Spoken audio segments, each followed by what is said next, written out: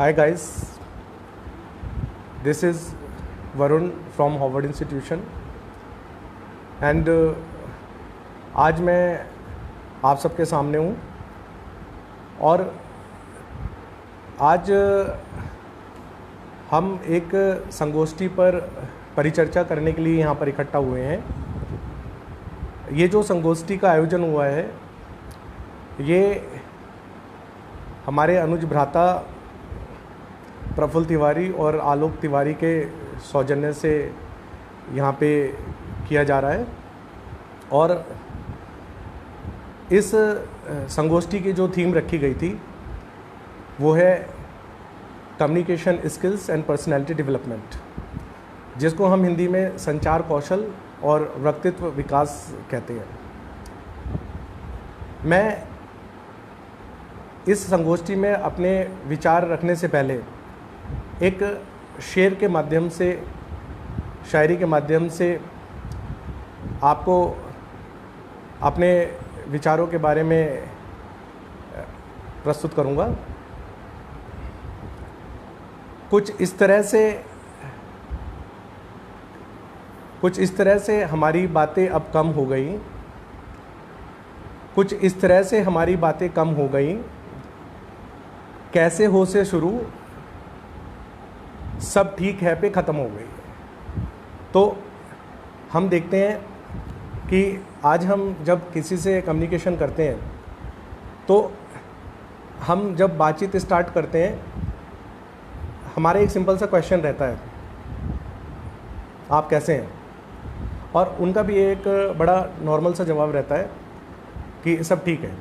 यहीं पर हमारी जो कम्युनिकेशंस है वो दम तोड़ देती है, वो अपने रास्ते और हम अपने रास्ते।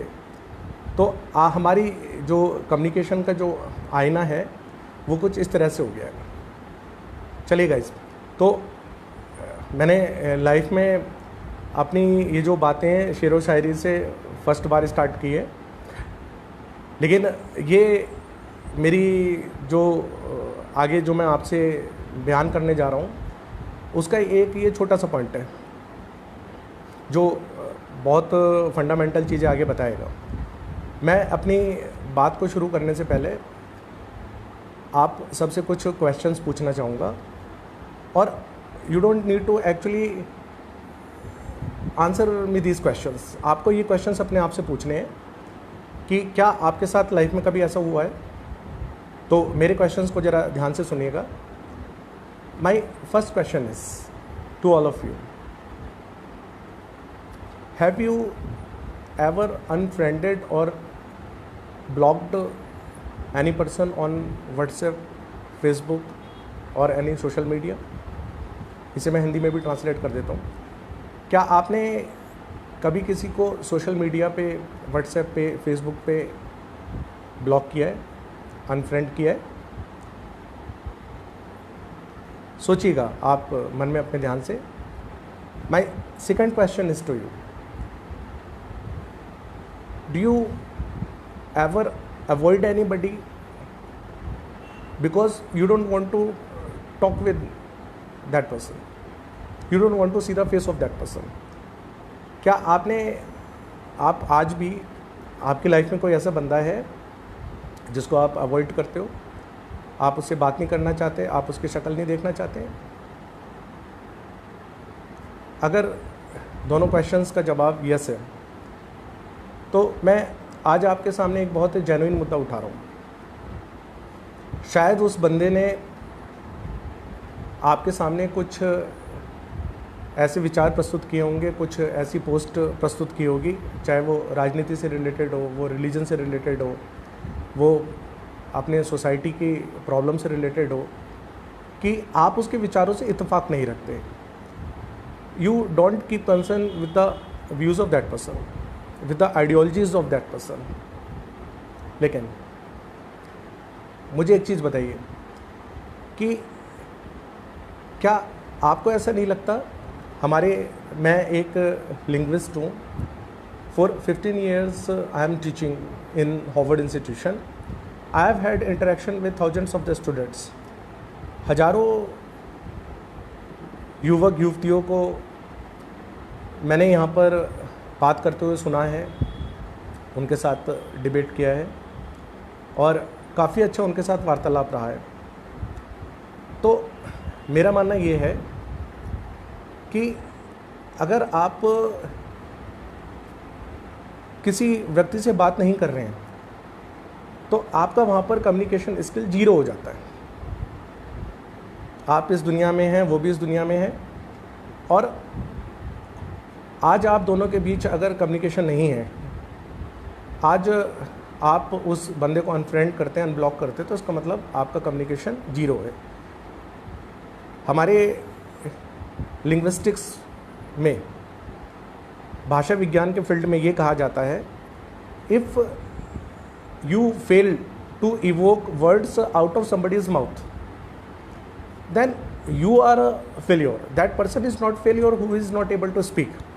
वो बंदा कभी असफल नहीं है जिसके मुंह से आप शब्द नहीं निकलवा पा रहे हो, बल्कि वो शिक्षक, वो टीचर एक फेल्योर है जो उसके मुंह से शब्द नहीं निकलवा पाया। तो मेरा सिंपली ये मानना है, जहाँ तक कम्युनिकेशन स्किल की बात आती है, अगर आज हम कम्युनिकेशन स्किल नहीं कर पा रहे हैं किसी के साथ, आज हमसे कोई बात नहीं कर पा रहा है, अगर कोई बहुत प्राइवेट रीजन्स ना हो और कोई बंदा हमारी अनफ्रेंड लिस्ट में है, ब्लॉक लिस्ट में है, तो इसका मतलब हमारा उस बंदे के साथ कम्युनिकेशन स्किल जीरो है। और उसका एक लॉजिक और भी है कि आज जिस तरह की मेंटालिटीज़ हम रखते हैं, हमारे एंटी मेंटालिटीज़ रखने वाले बंदे बहुत हैं। कहीं ना कहीं ये जो आज हमारी कम्युनिकेशन जीरो होने का जो परिणाम है, उसका एक सिंपल लॉजिक ये है कि आज हमारा जो वर्ल्ड है वो बहुत पोलराइज्ड हो चुका है। We all have very diverse grounds on these issues. हमारे जो विचार हैं, जो आइडियोलॉजीज़ हैं, वो कभी भी एक फील्ड में सेम हो सकती है लेकिन दूसरे फील्ड में सेम नहीं होगी। तो हमारे जो अलग अलग फील्ड्स हैं उसमें हमारी डाइवर्स व्यूज़ हैं, और इस विविधपूर्ण विचारों की वजह से हम लोगों के बीच में विवाद की स्थिति पैदा हो जाती है। लेकिन क्या आप ये नहीं मानेंगे कि जब एक हेल्दी कम्युनिकेशन होता है, एक बेटर कम्युनिकेशन होता है, तो उस बेटर कम्युनिकेशन में एक बैलेंस रहता है, टॉकिंग का बैलेंस रहता है, एक लिसनिंग का बैलेंस रहता है, एक बैलेंस रहता है। हम लोगों ने कम्युनिकेशन का बैलेंस खो दिया। We have somewhere lost the balance. We don't know कि that how much we have to speak, we don't know how much we have to listen. Now people shy from communicating their views to others. लोग एक दूसरे के साथ अपने विचारों को व्यक्त करने से कतराते हैं। उनको कोई चीज़ पोस्ट करने तक में डर लगता है। जहाँ हम कभी फेस टू फेस कन्वर्सेशन करा करते थे, आज उन लोगों को अपनी बातें पोस्ट करने में डर लगती है कि कहीं हम पोस्ट करते हैं, और अगर पोस्ट करते भी हैं तो वहाँ पर वो नीचे एक वार्निंग पहले से ही दे देते हैं कि कृपया मेरे पोस्ट पर फालतू कमेंट ना करें। वो फालतू कमेंट्स क्या हैं? वो एंटी कमेंट्स हैं। जो फेवरेबल कमेंट्स करेगा so they are most welcome, cordially welcome. लेकिन अगर आप एंटी कमेंट करोगे तो आप मेरे पोस्ट के लिए नहीं हो। तो कुल मिलाकर मेरा कहने का मतलब ये है कि आज अगर हम कम्युनिकेशन स्किल्स की बात करें तो कम्युनिकेशन स्किल्स बिल्कुल आज डाउन हो चुका है, बिल्कुल जीरो पहुंच चुका है, और उसके कुछ रीजन्स हैं जिसके बारे में आगे वार्तालाप करना चाहूँगा। और हमें क्या ज़रूरत है कि अपनी कम्युनिकेशन स्किल को हम इफ़ेक्टिव करें, इसके हमें क्या क्या एडवांटेज हैं और ये हमारे लिए कैसे एक एसेट के रूप में काम कर सकता है, इस पर हम थोड़ी देर में चर्चा करने वाले हैं। सबसे पहला, इफ़ेक्टिव कम्युनिकेशन के लिए सबसे ज़रूरी चीज़ है, एक कोट है, better communicators, better speakers are better listeners. So we now see, I have observed lots of guys when they have held personal conversation with each other, एक दूसरे के साथ जब हम बातचीत करते हैं, we have become competitive speakers, not competent speakers. हम एक प्रतियोगिता करने वाले श्रोता बन गए, प्रतियोगिता करने वाले वक्ता बन गए। We listen to people only to reply to them, not to learn, not out of curiosity.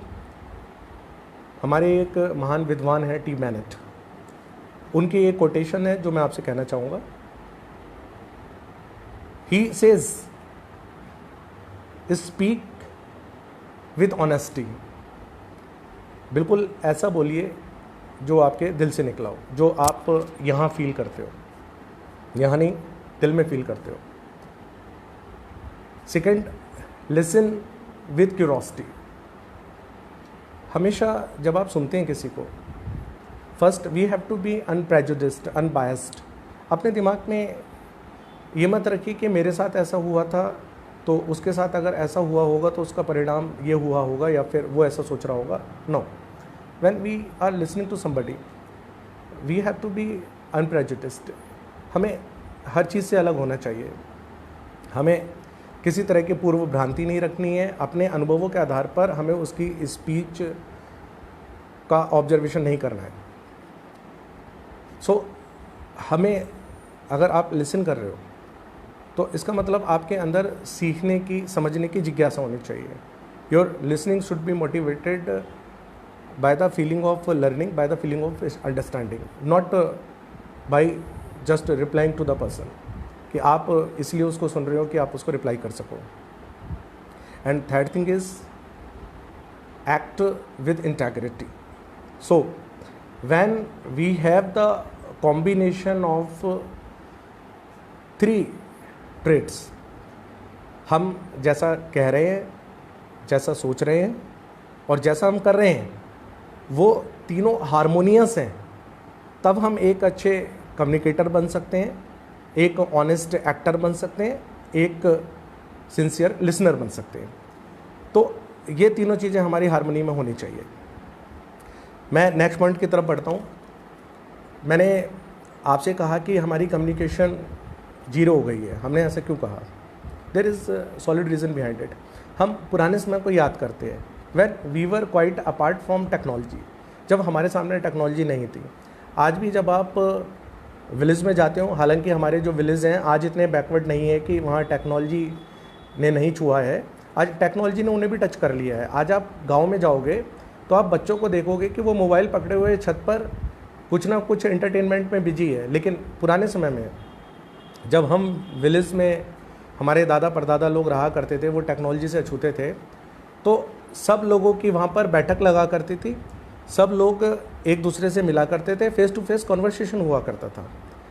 आज इसके बाद एक टेक्नोलॉजी आई, चिट्ठी, लेटर। लेटर का परिणाम ये निकला कि लोग बागों ने एक दूसरे के यहाँ जाने की अपेक्षा एक दूसरे को चिट्ठी भेजनी स्टार्ट कर दी। अब थोड़ा सा उनका फेस टू फेस मिलना कम हो गया, पूरी तरह से नहीं, थोड़ा सा मिलना कम हुआ। वो एक दूसरे को लेटर सेंड करने लगे, अपने जो बातें थी वो एक रिटर्न कॉन्वर्सेशन के माध्यम से वो करने लगे। अब आज के समय में हमारे पास है मोबाइल फ़ोन। मोबाइल जब टेक्नोलॉजी आई तो हम लोगों ने लेटर्स को गिव अप करके हम एक दूसरे से फ़ोन के माध्यम से बात करने लगे। वो एक फेस टू फेस कन्वर्सेशन नहीं था, इनडायरेक्ट कन्वर्सेशन नहीं था, उसमें हमें सामने वाले के फेशियल एक्सप्रेशंस के बारे में पता नहीं चल पाता था, तो ये एक इनडायरेक्ट टाइप ऑफ कन्वर्सेशन था। और फिर मोबाइल के माध्यम से आगाज़ हुआ सोशल मीडिया का। सोशल मीडिया में हमारे सामने जैसे ये दुनिया भर के ऐप्स हैं, व्हाट्सएप, टेलीग्राम, फेसबुक, तो इन सब सोशल मीडिया में अब ये हालत हो गई है कि आज हम एक दूसरे से फ़ोन पर भी बात नहीं करते हैं। आज हम फेस टू फेस मिलने की बात छोड़िए, केवल मैसेज के माध्यम से बात करते हैं। और कई बार जब हम मैसेज भेजते हैं तो वो बहुत अच्छे से हमारा जो कम्युनिकेशन है वो कन्वे नहीं हो पाता। कई बार या तो हमको लोग समझ नहीं पाते हैं या हम समझा नहीं पाते हैं, और इससे हमारे बीच में काफ़ी सारी मिसअंडरस्टैंडिंग पैदा हो जाती है। कई बार मुझे लगता है कि आपने इमोजी भेजी होगी तो शायद उसका मतलब भी कुछ गलत निकाल लिया गया होगा, कई बार उसको मिस इंटरप्रेट कर लिया जाता है और आप देखते हो कि वो एक विवाद का विषय बन जाता है, केवल एक छोटी सी इमोजी जो हम टेक्नोलॉजी के माध्यम से भेज रहे हैं। आज एक बहुत पिटिएबल इश्यू है हमारे बीच में कि ये कॉमन लोगों की बातें नहीं हैं। आज छोटे छोटे बच्चे को देखिए आप, हम यहाँ पर अपनी क्लासेस में बहुत सारे जो नए एडमिशन्स होते हैं तो हम उनको ऑब्जर्व करते हैं। आई फाइंड कि that the ability of face to face communication, effective communication, good interpersonal communication skill, so all these skills have dilapidated. so हम ये नोटिस कर रहे हैं कि आज कितने बच्चे ऐसे हैं जिनको स्टेज पर एक्सपोजर मिल पाता है, कितने स्टूडेंट्स ऐसे हैं जो स्टेज पर आके अपनी बात रख पाते हैं, उनकी पर्सनैलिटी इम्प्रूव्ड है। आपके एक क्लास में 50 स्टूडेंट्स प्लस की एक क्लास में हार्डली वहाँ पे 2-3 स्टूडेंट्स रहते हैं जो बिना संकोच के, बिना भय के अपनी बात सबके सामने रख सकते हैं। मैंने इस चीज़ को ऑब्जर्व किया। मैंने यहाँ पर एक पर्सनल सर्वे किया और काफ़ी सालों से मैं कर रहा हूँ। देखिए, सबसे पहले हमें दिमाग से ये बाहर निकालने की ज़रूरत है कि कम्युनिकेशन स्किल का मतलब स्पोकन इंग्लिश है। What is English? English is just a language, as Hindi is a language, English is a language. Those who speak English are not entitled to have good communication skills. अंग्रेजी बोलने का मतलब ये नहीं है कि आपकी बहुत साउंड कम्युनिकेशन स्किल्स है। आप हिंदी बोलते हैं और उसको बहुत इफ़ेक्टिवली अपने श्रोताओं को संप्रेषित कर देते हैं संदेश को, तो इसका मतलब आप बहुत अच्छे कम्युनिकेटर हैं। तो I am not talking here just about language.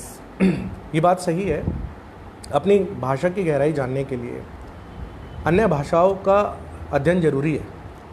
If you really want to establish your self in the field of your own language, so there should be the deep knowledge of other languages. तो मेरा मानना ये है कि European countries में at least 6 languages जो हैं वो सबके लिए नेसेसरी हैं स्टूडेंट्स के लिए। तो हमें कम से कम एज इंडियंस और भारतीय ज़रूरी है कि हम कम से कम बाइलिंगुअल तो बने, 2 भाषाएं ज़रूर सीखें जिससे कि हम अपने भाषा की गहराई जान सकें। लेकिन फिर भी languages are languages. Many languages don't prove कि that you are sound communicators. दूसरी बात, when we are born and we are gifted the skill of speaking, so this is just only speaking skill. हम केवल बोलना जानते हैं और बोलने का मतलब कम्युनिकेशन नहीं है। बोलने का, we are born with spoken. Communication skills को हमें कल्टीवेट करना पड़ता है और ये होता है फेस टू फेस कई लोगों के साथ बातचीत करने के। जैसे कि मैंने बताया कि आज not to speak of children, जितने भी आज मैं कॉमन लोगों से मिलता हूँ, they have glossophobia. There is a one word, glossophobia, the fear of speaking publicly, speaking before lot of people. आज ये एक बड़ा कॉमन फियर फैक्टर है। इसके बारे में मैंने एक बहुत डीप सर्वे किया है जिसमें हम यहाँ पर जितने स्पीकर्स आते हैं, first I don't call upon the people here to speak English, I simply urge them to speak Hindi. आप पहले मुझे अपने कम्युनिकेशन स्किल को प्रूव करके दिखाइए। वो कैसे? बड़ा आसान है। ये काम आप अपने घर पे एज होमवर्क भी कर सकते हैं। इसमें मैं सारे स्पीकर से एक बहुत अच्छी बात कहता हूँ। आपको एक टॉपिक दिया जाएगा, 3 मिनट का आपको टाइम दिया जाएगा। विदिन 3 मिनट्स यहाँ पर language is not any restriction, आप इंग्लिश हिंदी किसी में भी बोल सकते हैं। If you want to check out कि that where your communication skills really exist, तो आपको 3 मिनट का टाइम दिया जाएगा। मैं आपको एक टॉपिक दे देता हूँ। It can B global warming, it can B pollution, it can be any social evil in our society, any contemporary issues. किसी भी मुद्दे पर आप एक टॉपिक लीजिए, घड़ी का समय चेक कीजिए और 3 मिनट तक उसमें आप बिना अटके, बिना रुके अपने विचारों को ज़रा संप्रेषित करके देखिए। आप देखिए कि क्या, इंग्लिश की बात छोड़िए, आप देखिए क्या आप 3 मिनट तक बहुत ही तार्किक तरीके से अपनी बातों को कंप्लीट कर पाते हो। मैंने जब ये सर्वे किया तो मैंने इसका एक रिज़ल्ट पाया। हमारी क्लास में जो बंदे इंग्लिश सक्सेसफुली बोल रहे थे, फ्लुएंट बोल रहे थे, केवल उन्हीं बंदों ने इस टेस्ट को पास किया। Not just in English but also in Hindi. उन्होंने हिंदी इंग्लिश दोनों भाषाओं में अपने 3 मिनट पूरे किए। लेकिन जो बंदे हेजिटेंट थे, इनहिबिटेड थे, वो बंदे हिंदी में भी 1 मिनट भी ढंग से पूरा नहीं कर पाए। और उनके अगर 2 मिनट भी पूरे हुए तो वो इस तरह से थे कि वो अपने आप को रिपीट कर रहे थे। They were repeating their words, they were repeating their thoughts, they did not have any kind of innovative thoughts, they did not add any new lines to their speech. So इससे मैंने समझा कि इन लोगों के अंदर पुअर कम्युनिकेशन स्किल्स है। इन लोगों के साथ प्रॉब्लम ये नहीं है कि इंग्लिश सीखना चाहते हैं। तो इस तरह के जो स्टूडेंट्स आए तो उससे मुझे रियलाइज़ हुआ कि इनको हिंदी बोलने में भी उतनी ही समस्या जाती है जितनी कि ये इंग्लिश के बारे में बातें करते हैं। तो तार्किक रूप से एक काफ़ी बंदों के सामने अपनी औपचारिक तरीके से बात कहना, ये एक कम्युनिकेशन स्किल का पार्ट है और इसको हमें कल्टीवेट करना पड़ता है। This is not actually born talent, आपको प्रैक्टिस करनी पड़ती है। प्रैक्टिस के साथ और बहुत सारे फैक्टर्स हैं जो हमें ध्यान देने पड़ते हैं और कुछ कीज़ हैं आज मैं आपसे चर्चा करने वाला हूँ। कम्युनिकेशन स्किल्स को कैसे इफ़ेक्टिव किया जाए, कैसे बेटर बनाया जाए, इसके लिए मैं आपसे 10 कीज़ पर चर्चा करूँगा। तो बहुत जल्दी मैं उन 10 कीज़ पर आता हूँ और मैं आपको सजेशन देता हूँ, रिकमेंड करता हूँ कि आप एक नोटबुक और पेन ले लीजिए जिससे आप वो जो कीज़ हैं वो नोट डाउन कर सकें। और आप अगर उन कीज़ में से कुछ एस्पेक्ट्स को भी बेटर करते हैं, इम्प्रूव करते हैं, तो आप एक बहुत शानदार कम्युनिकेटर बन सकते हैं और उसकी तरफ हम मिलकर वर्कआउट कर सकते हैं। तो मैं नेक्स्ट पॉइंट की तरफ बढ़ता हूँ। देखिए, हमारे कम्युनिकेशन स्किल के साथ एक टॉपिक और जुड़ा हुआ है, पर्सनैलिटी डेवलपमेंट। पर्सनैलिटी डेवलपमेंट के हमारे बहुत सारे फैक्टर्स हैं, काफ़ी सारे घटक मौजूद हैं। मैं आपको एक बहुत बढ़िया बात बताता हूँ। काफ़ी लोग सोचते हैं कि मुझे पर्सनैलिटी डेवलप करनी है जॉब एक्वायर करने के लिए, लोगों के बीच में फेमस होने के लिए, किसी को इम्प्रेस करने के लिए। But I consider and throughout our life we have to add constructive positive things, skills to our personality. This life is a journey and ये जो जर्नी है हमारी, इस पूरी यात्रा के दौरान हमारे को अपनी पर्सनैलिटी को डेवलप करना है। Means till our last breath we keep developing our personality. What is the meaning of personality improvement? जब आप चाहे अपने जान पहचान वाले बंदों के साथ हो, चाहे आप अनजान बंदों के साथ हो, आप अपनी पर्सनैलिटी को उनके सामने बेटर रिप्रेजेंट करने की कोशिश करते हो। This is called personality development. Now they get impressed with or not, that is different thing, but we have to explore new things, add new things to our personality to prove our personality better, to have a good impression in the eyes of others. हम अपने व्यक्तित्व में कुछ ना कुछ ताउम्र जोड़ते रहते हैं जिससे कि हमारी पर्सनैलिटी बेटर रहे। क्या जब आप ओल्ड हो जाएंगे, बुजुर्ग हो जाएंगे, क्या आप अपनी पर्सनैलिटी का विकास बंद कर देंगे? नहीं, आप अपनी एक पॉजिटिव पर्सनैलिटी सबके सामने रिप्रेजेंट करते रहेंगे। तो इसका मतलब पर्सनैलिटी डेवलपमेंट हमारी लास्ट ब्रेथ तक चलती है। ये केवल एक जॉब इशू नहीं है कि एक सोशल इशू है कि हम पर्सनैलिटी डेवलप हमें एक स्टेज तक करनी है। पर्सनैलिटी डेवलपमेंट के बहुत सारे घटक हैं और उनमें उस घटक में जो सबसे बड़ा फैक्टर है हमारा वो है कम्युनिकेशन स्किल्स। तो आज मेरा जो फोकस है वो पर्सनैलिटी डेवलपमेंट में अपनी कम्युनिकेशन स्किल को कैसे बेटर किया जाए, कैसे इफ़ेक्टिव तरीके से लिया जाए।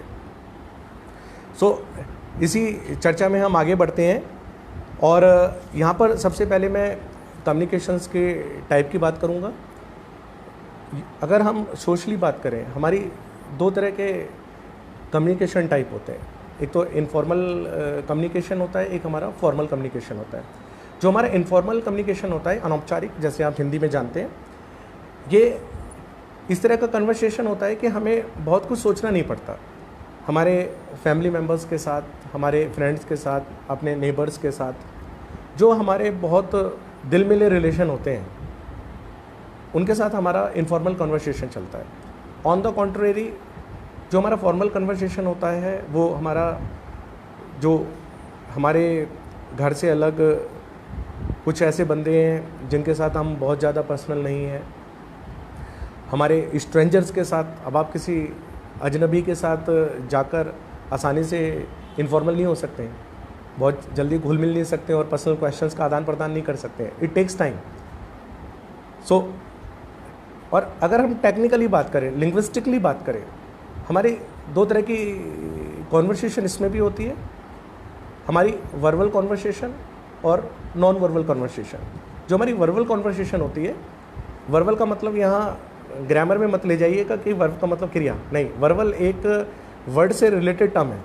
तो हम जो शाब्दिक बातचीत करते हैं, ये शाब्दिक बातचीत भी हमारी दो तरह से होती है। एक ओरल कन्वर्सेशन, जैसे कि मैं आपसे कर रहा हूँ, मौखिक बातचीत। एक आपका रिटर्न कन्वर्सेशन, जिसमें हम चिट्ठी लिखा करते थे और हम जो मैसेज सेंड करते हैं, टेक्स्ट सेंड करते हैं, ये हमारा रिटर्न कन्वर्सेशन में आता है। नॉन वर्बल कन्वर्सेशंस में हमारे तीन मेन पार्ट होते हैं। एक हमारी बॉडी लैंग्वेज, हम शब्दों का प्रयोग नहीं करते हैं, हमारी बॉडी लैंग्वेज सब कुछ कह जाती है। हमारे जेस्चर्स, जैसे हमारे हाथ हिल रहे हैं, ये हमारे जेस्चर के अंडर में आता है। हमारा पॉस्चर्स, हमारा जो खड़े होने का, बैठने का तरीका है, वो हमारा पॉस्चर में आता है। तो जेस्चर, पॉस्चर, भाव, भंगिमाएँ हम बोल देते हैं। इसके साथ हमारे थर्ड जो पार्ट है वो होता है आपका फेशियल एक्सप्रेशंस, हमारे चेहरे के हाव भाव जो हम चेहरे से दिखाते हैं। तो ये हमारी नॉन वर्बल कॉन्वर्सेशन में आते हैं। तो हमारे इफ़ेक्टिव कम्युनिकेशंस का हमें क्या परिणाम मिलता है, और ये जो हमारी कम्युनिकेशंस है, हम चाहे किसी को विजिट करें, किसी रिलेटिव्स के यहाँ जाएं, ग्रॉसरी स्टोर पर जाएं, हम किसी के साथ कोई नेगोशिएशंस कर रहे हैं, हम किसी से कुछ आइटम्स परचेज कर रहे हैं, ये हमारी फॉर्मल इनफॉर्मल कम्युनिकेशन सबके साथ चलती है। कम्युनिकेशंस को इंटरपर्सनल स्किल्स में एक सॉफ्ट स्किल कहा जाता है, लेकिन मुझे लगता है कि आज ये सॉफ्ट स्किल नहीं रही, आज ये हार्ड स्किल्स बन गई है। हार्ड स्किल्स क्या होती हैं? जो हमारी टेक्निकल स्किल्स होती हैं, हमारी जो हुनर होती है, हमारी योग्यताएं होती हैं, वो हमारी हार्ड स्किल में आती हैं, आपको क्या काम आता है। लेकिन हमारी ये जो इंटरपर्सनल स्किल्स हैं, ये हमारी जो कम्युनिकेशन स्किल है, इसको सॉफ्ट स्किल्स कहते हैं। अब मुझे लगता है कि सॉफ्ट स्किल्स नहीं रह पाई हैं। आज किसी भी फील्ड में आपको आगे बढ़ना है तो आपका कम्युनिकेशन बहुत स्ट्रांग होना ज़रूरी है। जैसे हमारे एक स्टूडेंट कांस्टेबल पोस्ट पे सिलेक्ट हुए। अब वो मुझे अपने साथ अपनी एक घटना बयान कर रहे थे। एक बार इंडिपेंडेंस डे के दौरान उनको अपने बॉस एसपी के सामने, कुछ अधिकारी के सामने एक स्पीच देनी थी। अब उन्होंने स्पीच बहुत शानदार तरीके से इंग्लिश में दी, तो फ़ौरन जो उनके उच्च अधिकारी थे, एसपी साहब, तो उन्होंने पूछा कि भाई ये बंदा कौन है, किस जगह इसकी पोस्टिंग है, और उसको अपनी पर्सनल ऑफिस में रिकमेंड किया कि ये लड़का मुझे मेरे साथ चाहिए। ये एक गुड कम्युनिकेशन स्किल का एक परिणाम था कि that he shared with me कि सर ये एडवांटेज मुझे मिला कि मैं एक किसी गुमनाम सी एक चौकी में बैठा हुआ था और वो उस स्पीच के माध्यम से मेरी शहर में सर के साथ पोस्टिंग मिल गई मुझे। तो ये एक एडवांटेज है। हमारे बहुत सारे सेंसेस है, हमारी जो कम्युनिकेशन स्किल है वो भी हमारा एक एसेट है। आज मैं कहता हूँ आप इसको एसेट की तरह से लो। हमारी धन संपत्ति है, हमारे पास इमूवेबल एसेट्स हैं, मूवेबल एसेट्स हैं, लेकिन हम अपने बोलने को एसेट के रूप में क्यों नहीं लेते हैं? क्यों हम अपने स्पोकन को, अपनी कम्युनिकेशन स्किल को एक धन संपत्ति के रूप में यूज़ नहीं करते हैं? क्या आपने डॉक्टरों को कम्युनिकेशन स्किल यूज़ करते नहीं देखा? हमारे जो लॉयर्स हैं वो अपने कम्युनिकेशन स्किल्स का प्रयोग करते हैं। हमारे जितने ब्रिलियंट इंजीनियर्स हो गए, सेल्समैन हो गए, बिजनेसमैन हो गए, आप सबको देखोगे कि उनकी इंटरपर्सनल कम्युनिकेशन स्किल बहुत साउंड है और जिसकी वजह से वो प्रोग्रेस कर रहे हैं। तो एक हार्ड असेट्स होना वो एक अलग फैक्टर है, लेकिन आपके आज हार्ड स्किल्स भी कोई मायने नहीं रखते अगर आपकी ये जो सॉफ्ट स्किल है कम्युनिकेशन स्किल्स, आप इसको हार्ड स्किल की तरह से कल्टीवेट नहीं करते। आगे बढ़ता हूँ मैं अपने पॉइंट पर। एक कम्युनिकेशन स्किल में ये समझा जाता है कि जितना ज़्यादा से ज़्यादा हम बोलेंगे, हम अगर बोलने वाले को सामने और हमारे साथ जो वक्ता है उनके ऊपर हम प्रेशर डालेंगे तो हम एक प्रोमिनेंट कम्युनिकेटर बन जाएंगे, हम एक सफल कम्युनिकेटर बन जाएंगे। नहीं, यहाँ पर मैं एक गलतफहमी क्लियर करना चाहता हूँ। अगर आप बहुत अग्रेसिवली बोल रहे हैं, चीख कर, चिल्ला कर अपनी बात रख रहे हैं, तो आपकी ये कोई बहुत अच्छी कम्युनिकेशन नहीं है। It can not be called, it can not be designated as positive communication, positive conversation. On the contrary, एक बंदा चुपचाप बैठा हुआ है और वो आपको बोलने के लिए मोटिवेट कर रहा है। अब जैसे हमारे यहाँ जब बंदे स्पीच देते हैं तो उनके सामने जितने भी लिसनर्स बैठे हुए हैं वो एक पॉजिटिव लिसनर का चुनाव करते हैं और वो अपना फोकस उनके ऊपर रखते हैं जिससे कि वो बहुत इफेक्टिवली बोल पाएँ। जैसे एक ये मैं एग्जांपल देता हूँ आपको, एक लिसनर बोल रहा है और अगर वो सिंपैथेटिकली और लॉजिकली किसी भी वजह से आपको अगर बोलने के लिए प्रेरित कर रहा है, ये उसका फेशियल एक्सप्रेशन है, वो आपको बोलने के लिए मोटिवेट कर रहा है। अब समझिएगा, अगर आप ही भीड़ के बीच में अगर कोई एक लिसनर है और आपने उसके ऊपर फोकस किया और जैसे ही आप वो बोल रहे हो और उसका फेशियल एक्सप्रेशन ऐसा हो, क्या आप कंसंट्रेट कर पाएंगे? नहीं कर पाएंगे। So positive speakers need positive listeners. यहाँ पर मैं कभी और मौका मिलेगा तो आगे स्पीकर्स के क्या टाइप्स होते हैं, लिसनर्स के क्या टाइप होते हैं, उनके ऊपर भी चर्चा करेंगे। लेकिन आज जैसा हमारा फोकस है, मैं उसके ऊपर बात कर रहा हूँ आपसे। तो good listening skills are also needed to motivate good speaking. कहा भी गया है कि बेटर लिसनर, स्पीकर बनने से पहले आप बेटर लिसनर बनिए। तो मैं ही क्लियर करना चाहता हूँ, एक चुप बंदा एक पॉजिटिव कम्युनिकेटर हो सकता है और जो बहुत अग्रेसिवली बोल रहे हैं ज़रूरी नहीं है कि वो बहुत अच्छा इफेक्ट छोड़ रहे हो। तो aggression is not needed to persuade anybody. पर आज हम देखते हैं जो सोशल साइट्स में हो रहा है, that is just manifestation of aggression. ये आज अग्रेशन का ही नतीजा है कि आज लोगों का एक दूसरे के साथ बहुत अच्छा कोई तालमेल नहीं रहा। आज सोशल मीडिया की वजह से लोगों ने आपस में बातचीत करना छोड़ दिया है। फेस टू फेस कॉन्वर्सेशन तो अब ना के बराबर हो गया है। सो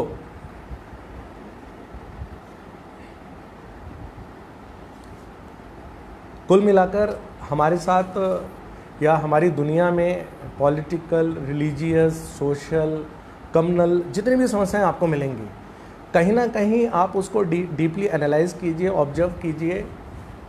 कोई सक्सेस है, कोई फेलियर है, सबका आपको एक ग्राउंड लेवल मिलेगा, एक आपको स्ट्रॉन्ग उसका मोटिव मिलेगा, कारण मिलेगा, और वो है पुअर कम्युनिकेशन स्किल्स या फिर बेटर कम्युनिकेशन स्किल्स। अगर आप सफल हो तो कहीं ना कहीं आपकी कम्युनिकेशन स्किल उस चीज़ के लिए रिस्पॉन्सिबल है, आपका इंटरपर्सनल स्किल्स, आपके सॉफ्ट स्किल्स, और कहीं ना कहीं हमारे देश में, दुनिया में जो भी गड़बड़ हो रही है तो उसका भी मतलब मिसकम्युनिकेशन, मैल कम्युनिकेशन है। तो इसलिए मैंने आपसे कहा कि कम्युनिकेशन जो स्किल्स है उसको आप एक एसेट की तरह इस्तेमाल कीजिए, इस पर वर्कआउट करना चालू कीजिए। बहुत जल्दी मैं आपसे सारी चीज़ शेयर करने वाला हूँ। तो जैसे मैंने आपको बताया कि लिसनर स्पीकर्स के भी टाइप होते हैं। अभी मैंने एक चीज़ आपसे शेयर करी कि मेरा पाला इस तरह के स्पीकर से पड़ता है कि जो कॉम्पिटिटिव टाइप स्पीकर्स होते हैं, एक्चुअली में जब वो सुन रहे होते हैं तो उनका फोकस बातों पर नहीं होता है, स्पीकर्स पर नहीं होता, उसके कंटेंट पर नहीं होता है, उनको सामने वाले की क्वालिटी से कोई मतलब नहीं है। वो इसलिए सुन रहे होते हैं कि जैसे इसकी बात ख़त्म हो तो मैं तुरंत उसको जवाब दूँ। ये हमारे कॉम्पिटिटिव स्पीकर्स होते हैं, कॉम्पिटिटिव लिसनर्स होते हैं। एक हमारे स्पीकर्स के ही टाइप में अगर बोलें तो एक मैनिपुलेटिव टाइप स्पीकर्स होते हैं। एक वर्ड है हमारा manipulate. Manipulate is not a positive word.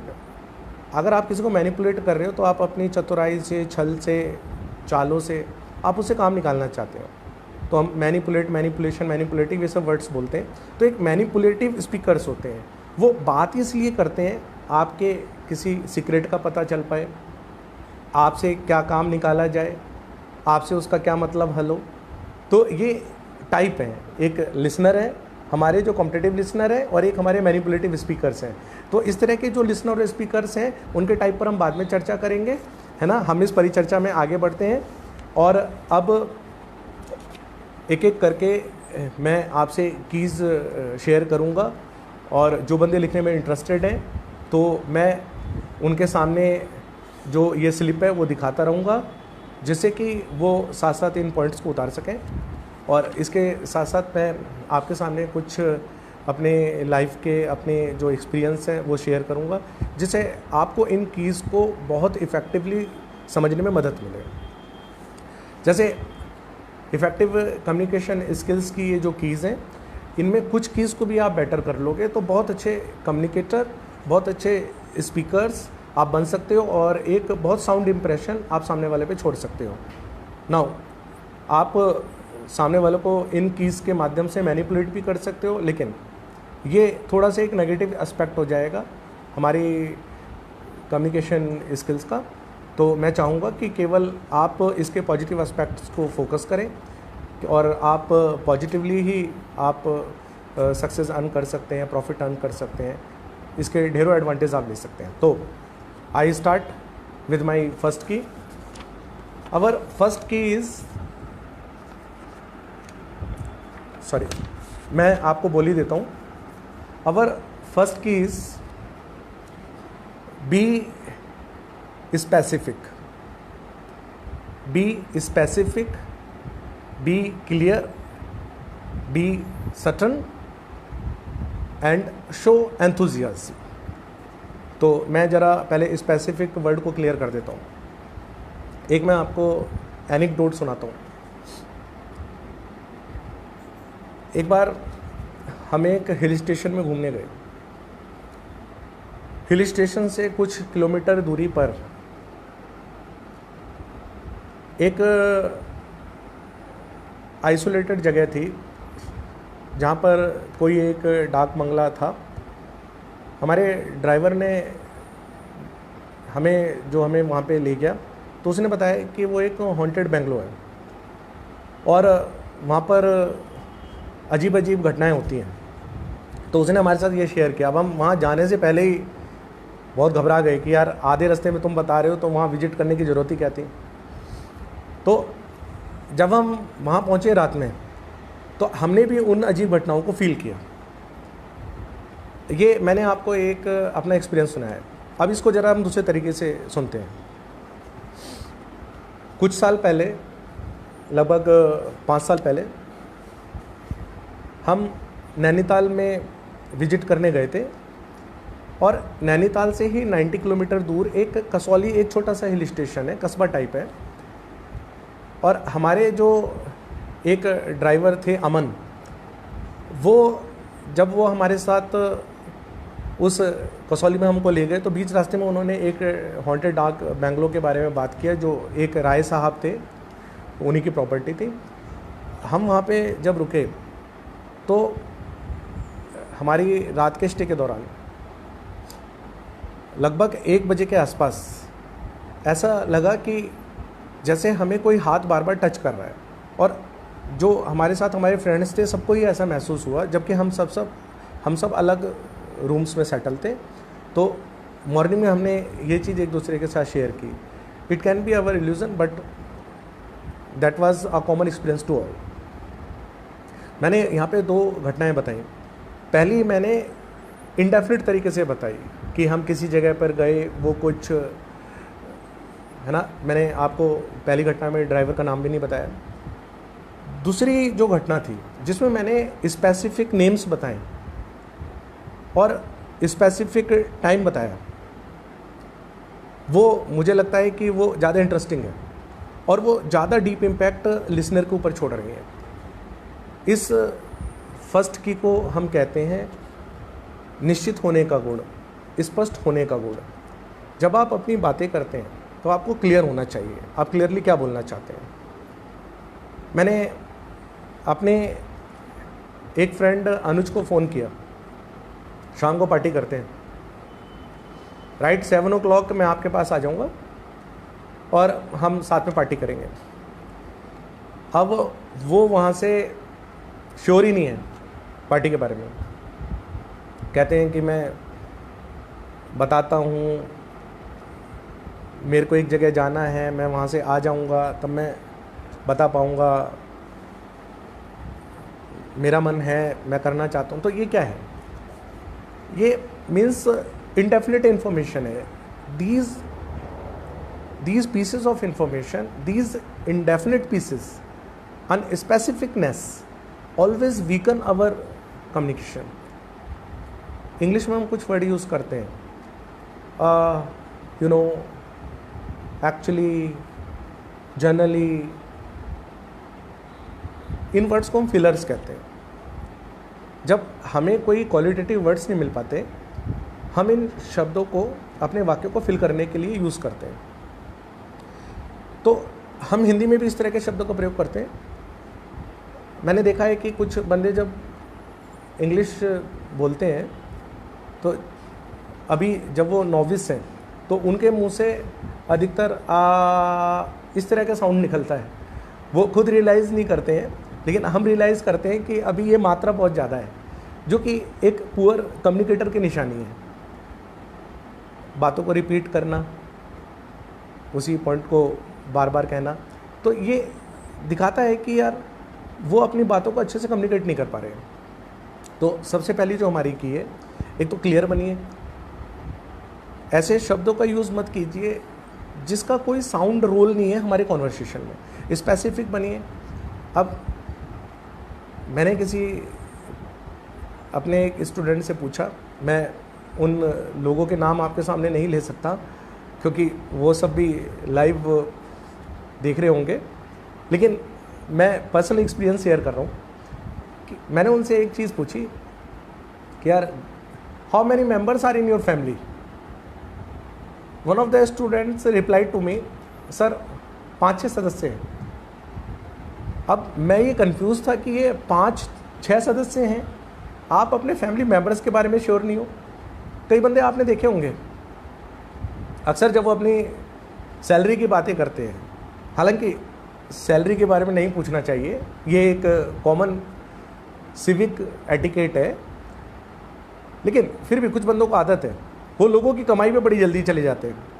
तो जब उनसे पूछा गया कि आपकी इनकम क्या है, बताते 40-50 हज़ार कमा लेते हैं। मतलब means you are a salaried person, आप एक सैलरीड पर्सन हो, और I think that you might have had a definite salary, लेकिन आप डेफिनेट कॉन्वर्सेशन नहीं कर रहे। तो हमारी कम्युनिकेशन में सबसे बड़ी प्रॉब्लम ये है कि जो हमारी कम्युनिकेशन टाइप है वो गार्बल्ड टाइप है। हम डेफिनेट नहीं बोलते हैं, स्पेसिफिक नहीं बोलते हैं। तो सबसे पहले बी स्पेसिफिक, लोगों के नाम बोलिए, जगह के बारे में बातें कीजिए, समय के बारे में बातें कीजिए, बी स्पेसिफिक। दूसरा, ये दूसरी की नहीं है, इसी पॉइंट के अंदर है सब। जब भी हमारी कॉन्वर्सेशन हो, that should be lively conversation, animated conversation. But I mean to say, जब भी आप किसी से बातें कर रहे हो तो आप फ़ोन पर बिजी मत रहिए, मल्टीटास्किंग मत कीजिए। एक काम कर रहे हैं बातें करने का तो उसे अच्छे से कीजिए। Never be half hearted in your conversation, either in the conversation or out of the conversation. Conversation should not be incomplete, it should be complete. और इस कंप्लीट कॉन्वर्सेशन के लिए ज़रूरी है कि कुछ एटिकेट्स का ख्याल रखा जाए। जैसे अक्सर आपने देखा होगा, जब आप किसी रिश्तेदार को विजिट करते हैं, किसी फ्रेंड्स को विजिट करते हैं, तो जब वो आपसे बातें कर रहे होते हैं, so they are busy with their mobile phones, they don't have attention towards you. It shows the degraded value of the personality of that person opposite, sitting there or standing there. हम और आप बातचीत कर रहे हैं और मैं अगर मोबाइल लेकर बिजी हो जाऊं और हूँ करता रहूं, this is the indication of poor communication. It shows कि that person is not interested in your conversation. Simple ये दिखाता है। सो पहला कि कॉन्वर्सेशन में स्पेसिफिक बनिए, क्लियर बनिए और उत्साह दिखाइए। मैंने अपने किसी फ्रेंड को फ़ोन किया, आज हम ये प्रोग्राम करते हैं, कहीं बाहर घूमने चलते हैं। अब चलने का उसका भी मन है, अक्सर हम प्लान करते रहते हैं, लेकिन वो अपने शब्दों से ऐसा जता रहा है, ही इज़ एक्सप्रेसिंग कि that he doesn't have much interest towards that, उसका इसमें कोई खास इंटरेस्ट नहीं है। तो अगर आप प्लानिंग भी कर रहे हो और हो सकता है कि आप उनके साथ जाओ भी, तो अगर वो इंटरेस्टलेस कन्वर्सेशन है, विगरलेस कन्वर्सेशन है, तो वो भी एक वीक इंप्रेशन छोड़ता है। तो जब भी आप किसी से बात करो, there should be a positive tone in your conversation, it should be full of vigour and enthusiasm. Okay, we move towards our second key. Second key is voice modulation. It is also called vocal tonality. Voice modulation Hindi में मैं आपको समझाता हूँ। एक पुराने समय में मैं न्यूज़ एंकरिंग याद करता हूँ। आज की जो न्यूज़ एंकरिंग है वो बहुत ड्रामेटिक हो गई है, थिएट्रिक्स हो गई है। आप न्यूज़ चैनल्स देखते होंगे तो बड़ी ड्रामेटिक न्यूज़ एंकरिंग हो गई है। आज तो न्यूज़ चैनल्स जो हैं वो लड़ाई झगड़े का अखाड़ा बन गए हैं। वहाँ पर मिसाइल से, तोप के गोलों से, बंदूकों से लड़ाई होती है, वाक युद्ध होता है।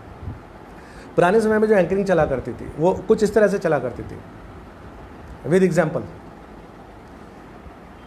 Now India is passing through a recession and this has gripped the life of a lot of people. It has weakened our economy and it has also consumed lots of employment in our country. People are homeless, people are jobless. Now government has not come to their help. So ये एक तरीका रहा करता था जिसमें हम एक ही tone पे बात किया करते थे, ना कोई खास फेशियल एक्सप्रेशंस, ना कोई बॉडी लैंग्वेज। आज उस तरह की न्यूज़ एंकरिंग का ज़माना ही नहीं है। हम यहाँ पर कई सारे स्पीकर्स को देखते हैं, जब वो बातचीत करते हैं तो ऐसा लगता है कि जैसे वो कोई चीज़ रट कर आए, छोटे बच्चों की तरह सोच कर बोलते हैं। सोचने में बुराई नहीं है, लेकिन प्रॉब्लम ये है कि वो जो आपने चीज़ों को क्रैम कर रखा है वो साफ समझ में आ जाता है कि हाँ यार ये these are just crammed things, है ना। आप वहाँ पर ढंग से ऑब्जर्व नहीं कर रहे हो। तो वॉइस मॉड्यूलेशन का मतलब होता है कि समय समय पर हम अपनी आवाज़ में उतार चढ़ाव करें विथ राइट बॉडी लैंग्वेज। तो हमारा जेस्चर पॉस्चर, स्पेशली हमारे हाथों का जो जेस्चर होता है वो हमारी वॉइस मॉड्यूलेशन के हिसाब से कम ज़्यादा होना चाहिए। जब हम किसी चीज़ पर दबाव डालते हैं, एम्फेसिस करते हैं, तो हमारी जो टोन होती है वो थोड़ी हाई हो जाती है। जैसा आप देख रहे होंगे कि मेरे जैसे हाथ मूव कर रहे हैं और साथ साथ में मेरी जो वॉइस है वो कम ज़्यादा हो जाती है। So this is an example of voice modulation. तो ये वोकल टोनैलिटी बहुत मायने रखती है। जब हम किसी से बातचीत करते हैं हमें एम्फेसाइज करना होता है। एम्फेसाइज केवल वॉइस मॉड्यूलेशन से नहीं होता है, बीच बीच में रटे रटाए वाक्यों की जगह थोड़ा बहुत तो पॉज भी लेना ज़रूरी है। आप अगर लगातार वाक्य बोलते चले जाओगे ट्रेन की तरह, एक भागती हुई ट्रेन की तरह बोलते चले जाओगे, तो वो उतना अच्छा इंप्रेशन सामने वाले के ऊपर नहीं छोड़ेगी जितना कि आप बोलते बोलते थोड़ा सा रुक जाते हो। अच्छा, रुकने का एक एडवांटेज ये भी होता है जब आप पॉज ले लेते हो बोलते हुए कि आपको सोचने का वक्त मिल जाता है। Then you can think over some qualitative content which can add in effective presentation, effective communication. तो इससे आपको एक गुणवत्तापूर्ण शब्दों को अपने स्पीच में इंक्लूड करने का मौका मिल जाता है। तो मैं बिल्कुल स्ट्रांगली रिकमेंड करता हूँ कि आपको ट्रेन की तरह भागने की ज़रूरत नहीं है। You don't have to speak fast. Speaking fast never ever prove you qualitative speakers. Speaking fast का मतलब ये नहीं है कि आपको किसी को, है ना, बोलने का मौका नहीं देना है। आप फ्लुएंट बोलिए, लेकिन साथ साथ में जहाँ पर प्रॉपर स्पेस अप करना है, शब्दों के बीच में गैप रहना चाहिए। जैसे मैं कई बंदों को देखता हूँ हिंदी या इंग्लिश जब भी वो बोलते हैं, often their words run into each other, their words are not clear. आपकी बातें सामने वाले को क्लियर नहीं है। कई बंदे तो इंग्लिश में इस चीज़ में ग्लोरी लेते हैं कि हमारी इंग्लिश कोई समझ ही नहीं पाता। ये कैसा कम्युनिकेशन है? This is zero communication, this is communication of loser. आपकी बात करने का मतलब क्या है? आप कम्युनिकेट करो मैटर को, पर आपने कम्युनिकेट किया, सामने वाले ने कुछ समझा नहीं, तो ये कैसे एक इफेक्टिव कम्युनिकेशन होगी और आप कैसे जीत गए इसमें, है ना? तो this is misunderstanding of our communication कि हम सामने वाले को अगर चुप करा देते हैं, उसको स्पीचलेस बना देते हैं, तो हम जीत गए हैं। आप कोई भी डिबेट करो, अगर आप सामने वाले को चुप करवा रहे हो, then you are not a better speaker, you are not a better communicator. This is the biggest weakness. तो वॉइस मॉड्यूलेशन, इसके साथ साथ हमारा जेस्चर पॉस्चर, बॉडी लैंग्वेज, और इस पर भी एक पूरा लेसन है कि जब आप पब्लिकली बोलते हो आपके जेस्चर पॉस्चर कैसे रहने चाहिए, किस तरह से। कुछ बोरिंग स्ट्रेटजीज़ हैं जो शुरू से चली आ रही हैं, but we don't have to follow all the things blindly, लेकिन कुछ आपकी स्ट्रॉन्ग पॉइंट्स हैं जो आपको कवर करने हैं। माई नेक्स्ट की is mutual conversation, two-sided conversation between a listener and a speaker। एक मैं वाक़या बता देता हूँ आपको। मैं हजरत निज़ामुद्दीन स्टेशन से, दिल्ली से अपने रीवा डिस्ट्रिक्ट के लिए जब वापस आ रहा था, आगरा में एक मिडिल एज्ड बंदे चढ़े, उनको छोड़ने उनका बेटा आया हुआ था। वो एक रिटायर्ड कैप्टन थे मिलिट्री से, उनका नाम था मोहन सिंह। अब जब वो चढ़े तो he was alone, I was with my family. Next thing what happened कि that after the gap of 30 minutes he started conversation with me. First he asked my name, उन्होंने मुझसे मेरा नाम पूछा एंड रेसिप्रोकेटिवली मैंने भी उनका नाम पूछा, और उसके बाद हमारी कॉन्वर्सेशन स्टार्ट हो गई। अब हमारी जो कॉन्वर्सेशन स्टार्ट हुई वो रात से उन्होंने कॉन्वर्सेशन स्टार्ट करी, और थोड़ा बहुत हम रात में जो सोए वो सोए। इसके बाद हमारी मॉर्निंग में फिर कॉन्वर्सेशन चलती रही। अब देखते हैं उसका रिजल्ट क्या निकला। सतना में उनको उतरना था, तो वो जेपी सीमेंट कंपनी में उस समय काम कर रहे थे, और जैसे ही मैं उनको साथ छोड़ने एग्ज़िट तक गया, और जब मैंने उनसे हैंडशेक किया और मैंने अपना विजिटिंग कार्ड निकाल कर उनको दिया, तो एकदम से उन्हें बड़ा अचरज हुआ। उन्होंने मुझसे कहा, यार हम इतने समय से बात कर रहे हैं, मैंने अपनी फैमिली के बारे में आपको बताया, अपने घर के बारे में बताया, रियली उन्होंने अपनी फैमिली के बारे में, उनकी बेटी की जहाँ शादी हुई थी, उनकी ससुराल के बारे में, उन्होंने मुझसे जितनी भी उनकी कॉन्वर्सेशन थी सारी की सारी कर डाली। लेकिन पता है उन्होंने मेरे बारे में क्या जाना? वो पहला क्वेश्चन, आपका नाम क्या है? नाम के अलावा उन्होंने मुझसे और कोई बातें नहीं की। और मैं भी उनको एक आदर्श श्रोता की तरह सुनता रहा। और बीच बीच में जो कुछ रेलिवेंट क्वेश्चन थे वो पूछता रहा। तो उन्होंने कहा यार कि आप काम क्या करते हो यार? मैंने कहा ये विजिटिंग कार्ड में लिखा हुआ है। कहने लगे कि यार हमारी कॉन्वर्सेशन हुई और मैं केवल, है ना, दुख इस बात का है मैंने केवल नाम जान पाया आपका। मैंने कहा इट्स ओके, फिर कभी जब आप रीवा आएंगे कभी या फिर मैं सतना आऊँगा फिर मुलाकात होगी। तो ये कॉन्वर्सेशन में मैं किसी को ब्लेम नहीं कर रहा हूँ, लेकिन कई बार ऐसा होता है जब हम बातचीत करते हैं और most of the people have this habit, वो केवल अपने बारे में बताते रहते हैं। They keep telling about themselves, they keep telling about their family, their problems, business, what is there approach, जान पहचान क्या है उनकी, क्या उनकी रिश्तेदारी है, क्या उनकी पावर है। They just keep telling about themselves. This is not mutual conversation. आप इस तरह की कन्वर्सेशन करने के आदी हैं तो बेटर ये है कि आप अकेले ही सारी कन्वर्सेशन कर लिया करो। Conversation should be open ended, it should B two sided. One sided conversation का कोई अर्थ नहीं है। आप शीशे को देख के बात कर लो, दीवारों से बात कर लो, इनएनिमेट थिंग के सामने बात कर लो, पशुओं से बात कर लो, है ना। तो कन्वर्सेशन का मतलब ये होता है कि ये that should B double sided conversation. जितनी इन्फॉर्मेशन आपने दी है क्या उतनी आपने ली है, नहीं ली है, या पता चला कि कन्वर्सेशन के साथ बाद सब कुछ नील बट्टा नील। तो कन्वर्सेशन का मतलब होता है कि ये टू साइडेड होनी चाहिए। तो इस चीज़ का ध्यान रखिए। नाउ दिस इज थर्ड की, तो conversation should be two sided conversation और साथ में this should be mutually beneficial. तो आप कोशिश कीजिए कि आप सामने वाले के बारे में भी इंफॉर्मेशन ले सकें। My next point is conversational threading. Threading वो थ्रेड वाला, ये जो धागे के लिए हम थ्रेड यूज़ करते हैं ना, that is called conversational threading. और कॉन्वर्सेशनल थ्रेडिंग में होता क्या है, this is my fourth point, fourth की। कॉन्वर्सेशनल थ्रेडिंग में जैसे आपसे किसी ने पूछा, मैं यहाँ पर 2 एग्जाम्पल्स पुट कर रहा हूँ, दोनों एग्जाम्पल्स के बीच में थोड़ा सा डिफरेंस जानिएगा जिससे आप अपनी कम्युनिकेशन को इफेक्टिव कर सको। तो फर्स्ट एग्जाम्पल में ये एक रॉन्ग एग्जाम्पल है बात करने का। आपने किसी से पूछा, do you like to watch movie in multiplex? क्या आप मल्टीप्लेक्स में फिल्म देखना पसंद करते हैं? तो उस बंदे का जो आंसर होगा दैट मस्ट बी यस और नो आंसर। हाँ, पसंद करता हूँ देखना।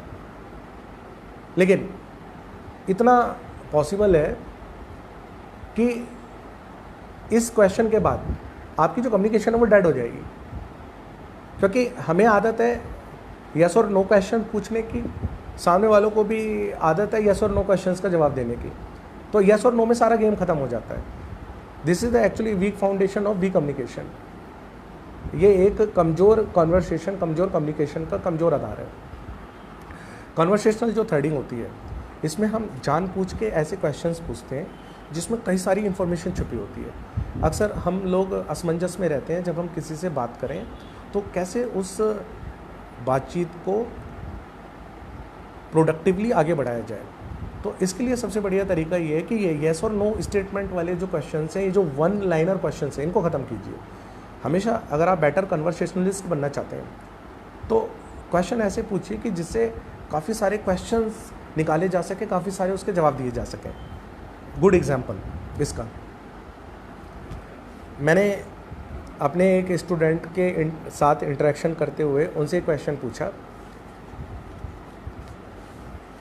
विच city do you belong to, how many multiplexes are in that city, which is the best multiplex according to your experience, and recently which movie you have watched, and along with that which kind of genre you like to watch. So मैंने इसी एक जो question पूछा वो film देखने से संबंधित है, लेकिन अब मैंने यहाँ पर इस क्वेश्चन को ब्रांच ऑफ कर दिया, डाइवर्सिफाई कर दिया। एक ही इन्फॉर्मेशन को कई टुकड़ों में बांटना जिससे कई सारी क्वेश्चन पैदा हो सके, कई सारे आंसर पैदा हो सके। ये एक स्मूथ कॉन्वर्सेशन के लिए, बेटर कम्युनिकेशन स्किल के लिए ज़रूरी है। आप किस शहर से बिलोंग करते हो, उसमें कितने मल्टीप्लेक्सेस हैं, कौन सा मल्टीप्लेक्स आपको सबसे ज़्यादा पसंद है जिसमें मूवी देखने आपको अच्छा लगता है, कौन सी अभी हाल ही में आपने मूवी देखी है, और किस तरह की जॉनर आपको पसंद है। आप कॉमेडी, हॉरर, थ्रिलर, आप किस तरह की मूवीज़ को पसंद करते हो। अब इसी से ही हमारी कॉन्वर्सेशन को आगे बढ़ाने के हमारे पास बहुत सारे तरीके हैं। तो ये एक एनिमेटेड इंटरेस्टिंग कॉन्वर्सेशन होती है। तो आप जब भी बात कीजिए, कॉन्वर्सेशनल थ्रेडिंग को यूज़ कीजिए, ब्रांच ऑफ कीजिए, जिससे कि हमारी जो सूचना है उसको ज़्यादा से ज़्यादा फैलाया जा सके। माई 5th की इज़ स्टोरी टेलिंग। जैसा कि आप जानते हैं, छोटे से लेकर बड़े सारे बंदे जब किसी चीज़ को समझना चाहते हैं तो वो कहानी के माध्यम से बहुत आसानी से समझते हैं। स्टोरी टेलिंग एक आर्ट होता है। मैंने अभी जो कीज़ आपसे डिस्कस किए हैं, आप देखोगे कि मेरे सारी जितनी कीज़ में है, कुछ ना कुछ आपको एनेक्डोट्स, अपने पर्सनल किस्से, कहानियाँ, अपने अनुभव वो आपके साथ साझा किए हैं, आपके साथ शेयर किए हैं मैंने। तो ये दिखाता है कि हम जब भी कोई चीज़ कम्युनिकेट करना चाहते हैं तो हम उसको एक कहानी के माध्यम से उसको कन्वे करें। उसका एक लॉजिक होता है, क्योंकि कहानियाँ सुनना सबको पसंद होता है और वो उस मैसेज को डीपली इनरूटेड कर देता है। आपसे कहीं कभी कोई बंदा एडवाइस भी मांगता है तो आप उसको अगर स्टोरी टेलिंग के माध्यम से वो एडवाइस देंगे तो वो बहुत ज़्यादा इफेक्टिव होगी और बहुत ज़्यादा उसके मन में डीप रूटेड हो जाएगी। तो स्टोरीज सुनाना चालू कीजिए, है ना। स्टोरीज़ एक ह्यूमर का भी सोर्स हो सकती है। स्टोरीज़ एक आपका इंटरेस्ट का और आपको किसी दूसरे की पर्सनैलिटी में झांकने का मौका भी देती है। जैसे मेरे एक फ्रेंड है दीपक विस्ट। अब दीपक विस्ट बड़े परेशान रहा करते थे, बड़े टेंस रहा करते थे। सब कुछ अच्छा चल रहा था, उनके एक अच्छी खासी जॉब थी, सैलरी भी ठीक ठाक मिल जाया करती थी। तो मैंने उनसे टेंशन का एक बार कारण पूछा कि यार क्यों इतना टेंस रहते हो। कहने लगे कि यार मेरी सैलरी इंक्रीज़ नहीं हो रही है, मेरी सैलरी इंक्रीज़ नहीं हो रही है। तो मैंने कहा कि वेट करो यार, सैलरी इंक्रीज़ हो जाएगी। कहने लगे क्या खाक वेट करें यार, इतने सालों से हम वेट कर रहे हैं और उसी 3 ईयर से हम सेम सैलरी पे काम कर रहे हैं। तो मैंने कहा बॉस क्या कहते हैं, बॉस तो बस काम करवाते हैं, एक्सप्लॉइट करते हैं, कहते कहाँ हैं। ये उनका एक पैट आंसर था। अब वो जितने भी हमारे उनके फ्रेंड सर्कल में फ्रेंड्स थे, उन्होंने सबके साथ ये चीज़ शेयर करी। कुछ समय बाद वो लगभग आफ्टर 2 मंथ्स मेरे साथ शेयर करने के बाद वो 2 मंथ्स अपने गांव वापस लौट गए जॉब छोड़कर कि मेरी सैलरी इंक्रीज़ नहीं हो रही है। ऑलमोस्ट सारे उनके जो फ्रेंड सर्कल में थे सबको पता चल गया कि यार बंदे की सैलरी इंक्रीज़ नहीं हुई, इसलिए छोड़कर चला गया। अब होता क्या है, लगभग हफ्ते भर बाद फिर वो अपनी जॉब पर वापस आ जाते हैं। अब मैं उनसे पूछता हूँ कि यार क्या हुआ, ऐसे कैसे आना हुआ, सडनली जाना और सडनली आना। मेरे साथ शेयर करते हैं हुआ क्या। बॉस का फ़ोन आया, बॉस ने मुझसे पूछा भाई क्यों जॉब छोड़ के चले गए। तो बोलते हैं कि बस ऐसे ही। कह लगे ऐसे ही क्या होता है, क्या गांव में जिनकी बितानी है, जॉब छोड़ने का कोई कारण होना चाहिए। तब मैंने उन्हें बताया कि यार मेरी सर आपने 3 साल से सैलरी इंक्रीज़ नहीं करी। तो बॉस ने कही इतनी सी बात बताया क्यों नहीं, बढ़ा देते तुम्हारी सैलरी, आओ दोबारा ज्वाइन करो। अब इस कहानी से हमें क्या मैसेज मिल रहा है, हम सारे जितने बंदे हैं वो इरेलीवेंट हैं। भाई हमसे आप शिकायत कर रहे हो कि मेरी सैलरी इंक्रीज़ नहीं हुई, हम क्या आपकी सैलरी बढ़ाएंगे। और जो रेलिवेंट बंदा था, जो उनका बॉस था, जिसके पास अथॉरिटी है सैलरी बढ़ाने की, उससे हमारे दीपक विस्ट भाई साहब ने एक बार भी ये चीज़ शेयर नहीं करी कि सर मेरी सैलरी बढ़ा दो। वो मुंह बनाए घूम रहे हैं और इस मुंह बनाते बनाते रूट कर चले गए। तो ये एक सिंपल सी कहानी है। If you want your problem to be sorted out, so share with relevant people. आप रेलिवेंट लोगों के साथ उस प्रॉब्लम को शेयर करो ना।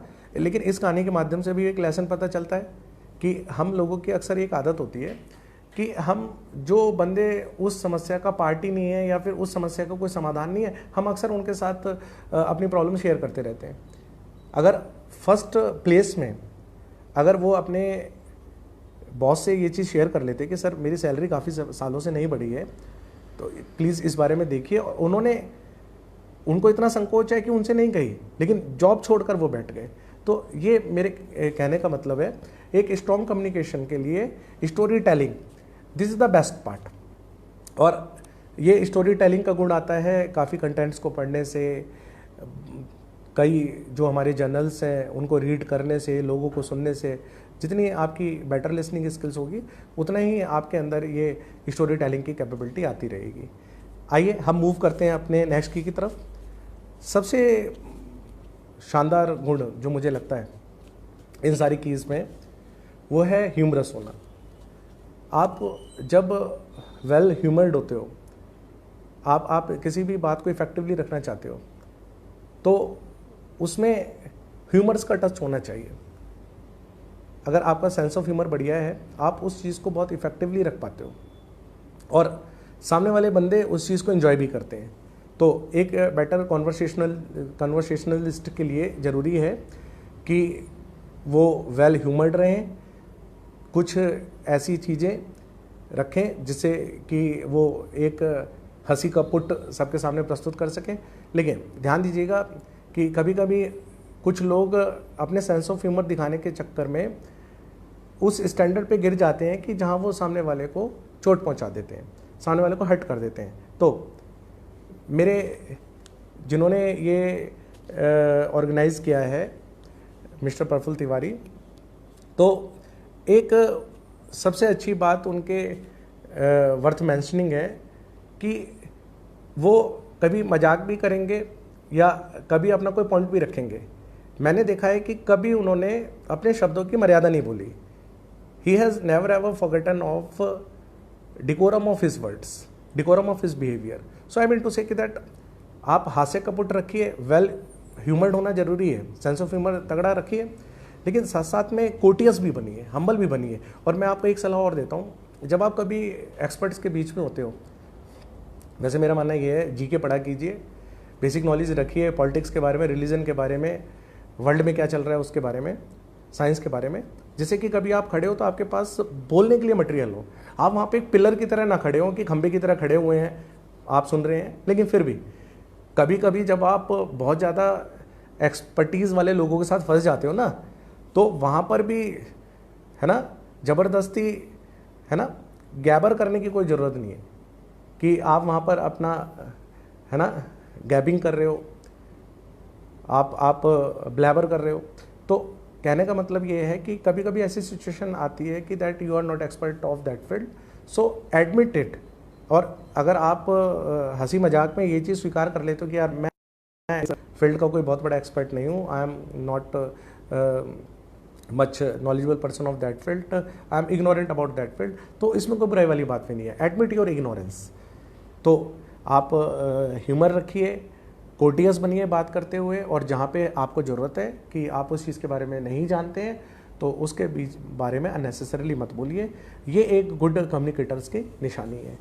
We move to our next point, that is our 7th key, deep and emotional conversation.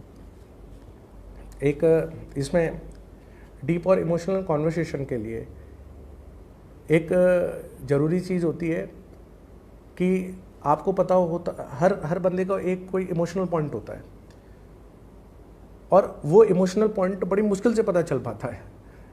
आप उस बंदे के डीप इमोशनल पॉइंट के बारे में तब जानेंगे जब एक तो आपके इनफॉर्मल रिलेशन रहेंगे, वो बंदा आपसे सब चीज़ शेयर करने लग जाए। दूसरा, जब आप उसके साथ चीज़ें शेयर करने लग जाते हो तो बातचीत करते करते आपको ये पता लगने लग जाता है कि that person is very emotional about this thing, about his any previous relation, about his any ex boyfriend, girlfriend और एनी बेस्ट फ्रेंड। तो ये चीज़ आप देखिए, अब आप अगर उसके इमोशनल कोड को छूते हो, जो उसका एक भावनात्मक जो एक पहलू है, आपने उसको अगर छू दिया तो आप उसके लिए एक आइडियल लिसनर बन जाओगे। उनको कोई भी प्रॉब्लम शेयर करनी होगी, सबसे पहले आपको फ़ोन करेंगे और वो फिर आपसे अपनी प्रॉब्लम डिस्कस करने लग जाएंगे। और कई जगह क्या होता है कि टाइम तो बहुत वेस्ट होता है, लेकिन फिर मैंने कहा कि अगर वाकई में मीन्स आपको एक शानदार कम्युनिकेशन करनी है तो उसके लिए ज़रूरी है कि आप लोगों के जो इमोशनल कोड है आप उसको छुएं। तो आप ये जानने की कोशिश करें कि what is that person emotional about, ये बंदा किस चीज़ के बारे में भावुक है और हम किस चीज़ के बारे में, मतलब कुछ ऐसे बंदे होते हैं जिनके साथ प्रीवियस कुछ गलत घटनाएं घटी होती हैं, उस चीज़ के बारे में अगर आप जानते हैं और आप उस चीज़ के बारे में डिस्कशन करने लग जाते हैं तो वो इंस्टेंटली वो आपसे बातचीत करने लग जाते हैं और धीरे धीरे वो आपसे ओपन अप भी होने लग जाते हैं। एक बहुत गाढ़े रिश्ते को स्थापित करने के लिए, प्रगाढ़ संबंध बनाने के लिए एक दूसरे के इमोशनल पॉइंट्स पता होने चाहिए। उसे एक एडवांटेज ये भी है कि आपको ये भी पता चल जाता है कि इफ़ हम उस चीज़ को उसके साथ अगर सही तरीके से नहीं लेते हैं तो वो इमोशनल हर्ट भी हो सकता है। अक्सर जो लड़के लड़कियों के रिलेशन होते हैं उसमें ये पॉइंट्स बहुत मायने रखते हैं। और साथ में मैं ये चीज़ एक चीज़ और ऐड करना चाहूँगा कि कुछ जो डिसेप्टिव माइंड बंदे होते हैं, कुछ जो कुटिल और छली प्रकार के बंदे होते हैं, वो इन इमोशनल डीप कॉन्वर्सेशन को, कम्युनिकेशन को मैनिपुलेटिव तरीके से लेते हैं। तो मेरे हिसाब से आप किसी के साथ इमोशनल कॉन्वर्सेशन कर रहे हैं, so that should be sincere, there should not be any wrong motive behind it. आप उनके साथ मैनिपुलेटिव कन्वर्सेशन ना करें कि आप उनको इमोशनली बातें जानकर आप उनको अपने फ़ायदे के लिए यूज़ करना ना स्टार्ट करें। That is my strict warning to you. Okay guys, we move to our next point and that is my 8th key point। और 8th की पॉइंट तो ये इतना फेमस है, मैं क्या बताऊँ। आप जितने फॉर्च्यून टेलर्स, मेंटलिस्ट, साइकाट्रिस्ट, साइकिस्ट, आप जितने कन्वर्सेशनलिस्ट को पाओगे, आपके जितने इंस्पिरेशनल मोटिवेटर्स, स्पीकर्स होते हैं, वो सब इस की को फॉलो करते हैं। That is random conversation. Random conversation में रैंडम टॉपिक्स और रैंडम क्वेश्चंस पूछे जाते हैं। तो ये जो रैंडम क्वेश्चंस होते हैं ये बड़े इंटरेस्टिंग टाइप होते हैं। बात करते करते हम किसी और रोचक विषय की तरफ अपने बातचीत की दिशा मोड़ देते हैं। हम अक्सर हमारे सामने कोई घटना घटी तो हम उस घटना की तरफ टॉपिक का रुख मोड़ देते हैं। अब जैसे ही आप किसी स्ट्रेंजर से मिलें, थोड़ा समय बात करने के बाद एकदम से उसके दिमाग में ये चीज़ पॉपअप होती है कि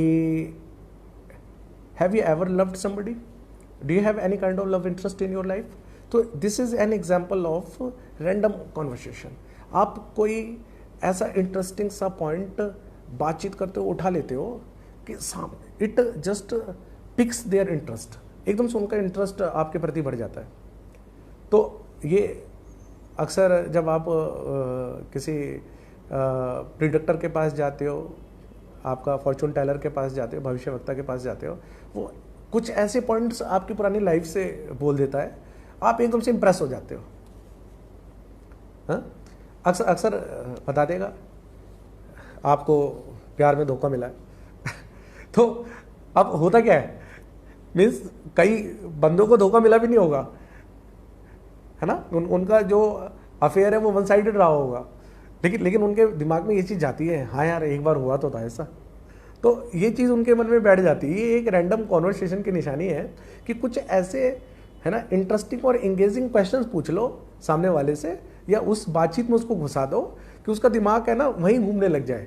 तो ये एक्चुअली में ये जो बड़े वाले जो स्पीकर्स होते हैं ना, वो ये काम करते हैं कि कभी कभी डिस्ट्रैक्शंस पैदा करने के लिए, कोई मुद्दा चल रहा होगा वो उनको अच्छा नहीं लग रहा होगा तो वो कुछ ऐसी चीज़ बीच में डाल देंगे जिससे कि मज़े का मज़ा आने लग जाता है और थोड़ा आपका ध्यान जो कुछ अनकंफर्टेबल टॉपिक्स है उससे हटकर उनके मनपसंद टॉपिक पर चले जाते हैं। सो इसी रैंडम कॉन्वर्सेशन में मैं एक चीज़ जोड़ना चाहूँगा, कम्प्लीमेंट। कम्प्लीमेंट बहुत ज़रूरी चीज़ है। हम लोगों की छोटी छोटी चीज़ों को नोटिस करते हैं, we actually pick the small details of people and then we compliment those people on these small things. हम, है ना, अब कोई फ्रेंड मिला, है ना, वो रोज़ जैसी हेयर स्टाइल है, लेकिन आज उसकी हेयर स्टाइल और ज़्यादा बुरी लग रही है ना, तब भी आपने हंसते हुए उससे कहा कि अरे यार, है ना, आज तो बड़ा शानदार लग रहा है इस हेयर स्टाइल में। तो मीन्स उसके लिए बड़ी अनप्रिडिक्टेबल चीज़ है ना, कि आज तो कंघी भी नहीं करी थी और तब आज बताओ ये कम्प्लीमेंट मिल गया, है ना। और किसी ने बड़े अटपटी ड्रेस पहन रखी हो, है ना, मे बी वो आपके हिसाब से, है ना, उतने अच्छे नहीं लग रहे हो या लोगों के हिसाब से, लेकिन वो बाकी दिनों की अपेक्षा कुछ वो अलग पहन कर आया है और आपने कहा कि आज तो यार तुमने इनोवेशन कर दिया है। तो उससे क्या होगा कि ये जो कम्प्लीमेंट से लोगों का ध्यान खींचते हैं, एक जो बेटर कन्वर्सेशनलिस्ट है, मैं मानता हूँ कि थोड़ा इनसिंसियर है, जैसा आप दिल में फील नहीं कर रहे हैं, है ना, आप बोल देते हैं, लेकिन फिर भी ये एक बंदे के दिल में विशेष स्थान दिलाने के लिए बहुत ज़रूरी चीज़ें होती है। तो कम्प्लीमेंट रैंडम कॉन्वर्सेशन का एक हिस्सा है। बड़े बड़े जो सेलिब्रिटी होते हैं हमारे, स्पोर्ट सेलिब्रिटी और जो फिल्मों से बिलोंग करते हैं, तो अक्सर आप देखोगे कि वो लोगों को कम्प्लीमेंट देते रहेंगे, साधारण से लोगों को, अपने आसपास लोगों को खुश करने के लिए। तो ये भी एक रैंडम कॉन्वर्सेशन का हमारा हिस्सा है। अब जो मेरे लास्ट के 2 की पॉइंट्स हैं, 9 और 10, मैं आपको उसके लिए एक विशेष सुझाव देता हूँ। ये एक्चुअली में उन बंदों के साथ कम्प्लीमेंट्स हैं जो केवल बोलना पसंद करते हैं, सुनना पसंद नहीं करते हैं। कभी कभी हम, क्या होता है कि we are stuck with some peoples those who are very much fond of speaking, है ना, तो वो केवल बोलना पसंद करते हैं। अब आप उनके लिए क्या हो, एक लिसनर की तरह से। भाई मैंने आपसे मना की है कि कॉन्वर्सेशन हमारी 2 साइडेड होनी चाहिए, है ना।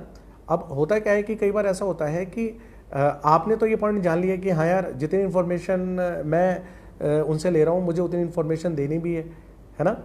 लेकिन आपको ये भी ध्यान रखना है कि कई बार सारे इस पॉइंट्स के बारे में नहीं जानते। अगर ऐसा हो कि आप ऐसे कुछ बंदों के साथ स्टक हो जाओ कि जिनके साथ आपकी जो कॉन्वर्सेशन है वो आपकी तरफ से 0 है, लेकिन वो बोले चले जा रहे होते हैं, तो उनसे टेकल करने के लिए सबसे बड़ा एडवांटेज क्या है। पहला पॉइंट ये है, जब भी आप अपनी बात कीजिए, ये 9th पॉइंट है मेरा, be concise with those who are braggers, those who are garrulous, verbalistic, जिनको ज़्यादा बोलने की आदत है और जो बहुत सोच समझ कर नहीं बोलते हैं, उनके साथ एक आइडियल लिसनर होने में ही एडवांटेज है। तो ये एक बेटर कम्युनिकेटर की निशानी है। आपने कभी कम्युनिकेट नहीं है कुछ भी, आप बस सुन रहे हो उन्हें, लेकिन फिर भी आपके मन में उनके प्रति, है ना, इज्जत बढ़ जाएगी, यार हमें कोई नहीं सुनता, यार इस बंदे ने सुना हमें, सीरियस होकर। तो ये बहुत ज़रूरी है कि आप जब ऐसे बंदों से बात करो, तो ये 9th की है आपकी, you become concise with them. Concise का मतलब होता है गागर में सागर बनना। Brevity is the soul of wits. So the most with least words, this is the meaning of this key. तो इस कुंजी के हिसाब से आप बात करो तो बहुत कम शब्दों में अपनी बात ख़त्म करो उनके साथ। और इसके साथ साथ आप नेवर बी रिपीटेटिव, आप अपनी बातों को उनके सामने दोहराओ मत। तो क्या होगा कि आप अपनी बात कम शब्दों में ख़त्म कर पाओगे और उनकी ज़्यादा से ज़्यादा सुन पाओगे, और उनको बोलने का मौका ज़्यादा से ज़्यादा मिलेगा, तो उनको बड़ा अच्छा लगेगा कि यार मेरे को तो चलो बोलने को मिल गया, और सामने वाला जो है वो हमारी जो बातें हैं उसको तल्लीनतापूर्वक सुन रहा है। सो मेन चीज़ ये है कि ज़्यादा बड़े वाले स्पीकर को टेकल करने का आपका सबसे तगड़ा एडवांटेज यही है कि उनके सामने आप कॉन्साइज बनो और रिपीटेटिव मत बनो। और my next point is, last point is, ride others hobby horse. हमारी इंग्लिश में एक ईडियम है, ride your hobby horse. Hobby, जैसा कि आप जानते हो कि आपका जो भी चीज़ आप पसंद करते हो, स्पेयर टाइम में आप करते हो, आपकी हॉबी कहलाती है। तो राइड योर हॉबी हॉर्स का मतलब क्या है कि कुछ ऐसे फील्ड्स हैं, जैसे mine is the field of English actually, conversation, competitive English. So I like to talk about English, but somewhere as I know the deep meaning of this idiom, so I try my level best not to ride my hobby horse, cause maybe that it is my hobby but not the hobby of others, so I can bore them actually. तो होता क्या है कि जब कोई बंदा अपना hobby horse ride करता है तो वो जो चीज़ उनको पसंद होती है वो उसके बारे में बातचीत करते रहते हैं. वो तब तक बातचीत करते रहते हैं जब तक आसपास के लोग बोर होकर थक कर वहाँ पे मर नहीं जाते, भाग नहीं जाते उनको छोड़कर. और नेक्स्ट टाइम क्या होगा कि जब वो देखेंगे कि सामने वाला बंदा आ रहा है तो वो वहाँ से कटने की कोशिश करेंगे, शॉर्टकट मारने की कोशिश करेंगे, वरना उन्हें पता है कि लास्ट टाइम उन्होंने अपनी हॉबी का घोड़ा चलाया था, है ना, तब से वो बचते घूम रहे हैं. तो एक इस तरह के बंदे हमें मिलते हैं कि वो अपना हॉबी हॉर्स राइड करते हैं. तो मेरी सलाह आप लोगों के लिए है, अगर आप कभी ऐसे स्पीकर, ऐसे बंदों के साथ फंस जाते हो, मिल जाते हो, तो उनके साथ बेटर कॉन्वर्सेशन करने का तरीका है you ride their hobby horse before they ride their own hobby horse. आप उनके बोलने से पहले जो उनका जो शौक है, उस फील्ड के बारे में जानते हैं, एक्सपर्ट हैं, उनके बारे में बात करने से पहले अगर आप उनकी नज़रों में कुछ इमेज बनाना चाहते हो, एक उनके सामने बेटर कम्युनिकेटर अपने आप को पेश करना चाहते हो, आप उसी फील्ड के बारे में बात करने लग जाओ. अब पहले इसके लिए ये जानना पड़ेगा कि ये बंदा किस फील्ड के बारे में एब्सेस्ड है, किस चीज़ के बारे में जुनूनी है, और उसके बाद आप उस चीज़ के बारे में बातचीत शुरू कर सकते हैं और आप उनकी नज़रों में एक विशेष स्थान बना सकते हैं. तो ये हमारी कम्युनिकेशन स्किल की 10 कीज़ हैं. ये 10 आपकी कीज़ मैंने एक एक करके आपको विद एग्जांपल समझाई. हालांकि थोड़ा टाइम ज़रूर लगा है, लेकिन हमने इसको बहुत रेलिवेंटली समझा है, बहुत रीजनेबली समझा है. मैं देख सकता हूँ कि काफ़ी कमेंट्स मेरे सामने आ रहे हैं, और गौरव मिश्रा जी हैं यहाँ पे, है ना. वो जो मैं एक एक पॉइंट कह रहा हूँ तो वो उस एक एक पॉइंट को लिखते भी चल रहे हैं साथ में. हमारे एक पुराने सीनियर है अर्पित सिंह वघेल, और वो हॉबी हॉर्स के बारे में बातचीत कर रहे हैं. और एक हमारे सुजीत मिश्रा हैं जो आर्मी में हैं, और वो भी यहाँ पर इस पॉइंट को काफ़ी अच्छे से प्रस्तुत कर रहे हैं. तो वो संदेश दे रहे हैं कि ये सबके लिए बेनिफिशियल है. और एक यहाँ पे दीप्ति गोस्वामी है जो वेव कर रही हैं. आप सबको बहुत बहुत थैंक्स. आप सबने इस संगोष्ठी में पार्टिसिपेट किया और सुनने का कष्ट किया. और मैं चाहूँगा कि इसी तरह के जो सेशन है हमारे इस भिनसार फाउंडेशन के सौजन्य से आगे होते रहें. तो अगर आप जो बंदे क्लास में नहीं आ पाते हैं, इस माध्यम से हम सब एक दूसरे के साथ इंटरेक्शन करते रहें. तो आज के लिए फ़िलहाल इतना ही, और इन शब्दों के साथ मैं आपसे विदा लेना चाहूँगा. आप हमारे नंबर के माध्यम से जोड़ सकते हैं और आपके जो भी क्वेश्चंस हैं आप अपने पुटअप कर सकते हैं, और मैं उचित कोशिश करूँगा कि मैं उन सब का रीज़नेबली आंसर दे सकूं. और तब तक के लिए आपका नंबर आप पर्सनली नोट कर सकते हैं. हालांकि फेसबुक ग्रुप पे हमारा जो नंबर है वो लिखा हुआ है, तो 9425830036. तो ये मेरा पर्सनल नंबर है. आप इस पे भी अपने क्वेश्चंस पुट कर सकते हैं, और कोशिश करेंगे कि फिर हम आगे मिलें और इसी तरह के इंटरेक्शन में शामिल हो. तब तक के लिए थैंक्स और गॉड ब्लेस यू. जय हिंद.